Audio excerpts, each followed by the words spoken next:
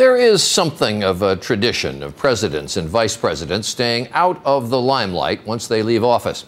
That has not been the case with former Vice President Dick Cheney. He has been vocal, giving speeches. He is now working on his memoirs. And he is now reportedly sharing some rather candid opinions about the man he worked for, former President Bush. Here's David Wright. Since that cold January day when he said goodbye to the trappings of power, the former vice president has not exactly left the public stage. That sort of favors their point of view. On cable news and in speeches, I was and remain a strong proponent of our enhanced interrogation program. He has, more than any other member of the Bush administration, vigorously defended his legacy. Today's Washington Post quotes several sources close to Cheney, saying the former vice president has been surprisingly candid about his disappointment with the last few years of the Bush administration. The implication was that Bush had gone soft on him, one confidant told the Post. The thing he regrets the most is that George Bush walked away from him. George Bush softened.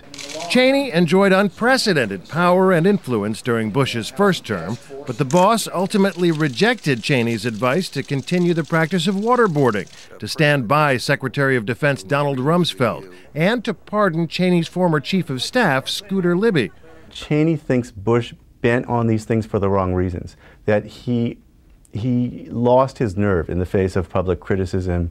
Cheney famously ignores public opinion. That much was crystal clear last year when ABC's Martha Raddatz asked him about the Iraq War. 2/3 of Americans say it's not worth fighting. And they're looking at the value gained versus the cost in American lives, certainly, and Iraqi lives. So? President Bush answered that same question with a lot more humility. Yeah.